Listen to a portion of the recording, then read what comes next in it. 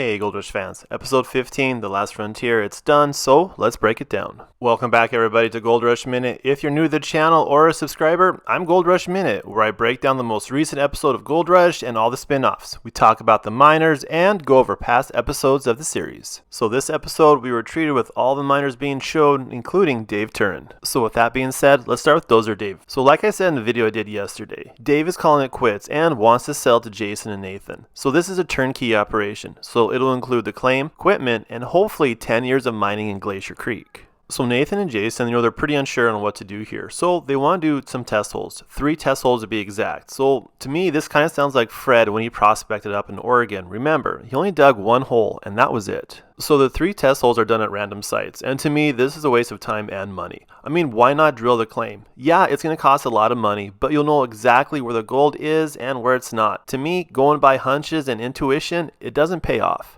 To save time from the drama of crossing a creek and watching the roach being fired up, they ran 10 yards of pay dirt per hole, and here's what the gold totals are from each hole. Test hole number 1. So that yielded 1.9 grams of gold, so basically $11 a yard. That equals garbage. The second hole, a little bit better, 2.5 grams of gold, so basically $15 a yard. They're not making a lot of money, but they're not going broke on that. Third hole was the best. 3.6 grams of gold, so just over $20 a yard.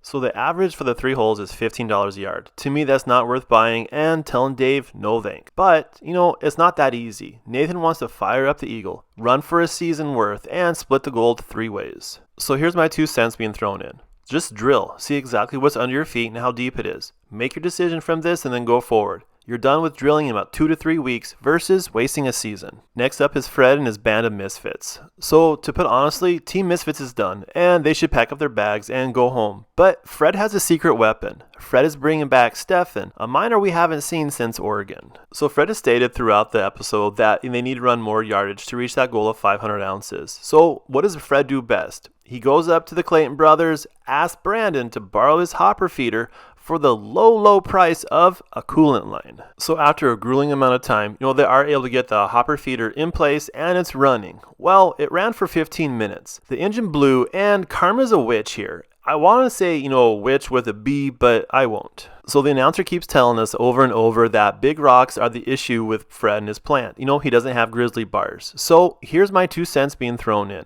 Why not make grizzly bars? Buzz, who was announced as Fred's foreman in this episode, can build anything and he can probably get it done in a day or so.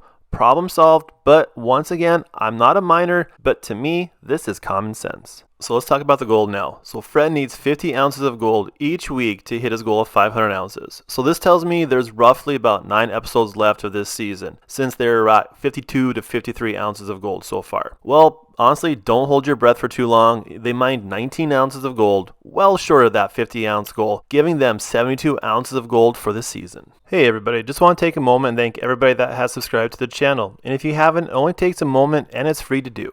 Next up is the Beats crew. So just like Parker, they're chewing through their ground and they need more thawed ground to mine. This episode though, it was all about building a pond for a new but old cut and the drama that went into building it. Tony spent $700,000 on 2 belly scrapers. This investment will speed up potential downtime by building roads and dikes quicker and more efficient. One thing I love about Tony is that he thinks long term and not short term. And this is why, in my opinion, he's been at the top of the gold mining field in the Yukon for so long. So no actual mining was shown this week, like I said earlier, but that doesn't mean we don't get to see an epic gold way. So Tony needs to play catch up at this point. With about 9 episodes left, he needs to get some great gold ways. This week, it wasn't disappointing. The Beats crew mined 450 ounces of gold, and now they have a season total of 2,547 ounces of gold. Last up is Parker, so we finally get to see a lot more of his Alaskan operation. This episode, like I predicted, was all about his Alaskan operation. So Parker and his crew, they're doing 2 cuts now. They're doing the wolf cut and the drift cut. The wolf cut is like that massive hole that was shown in my video yesterday that Parker's questioning if there's gold in there.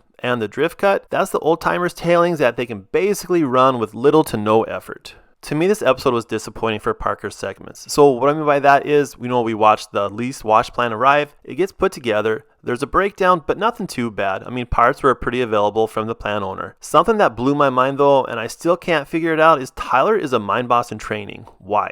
So this is stupid in my opinion.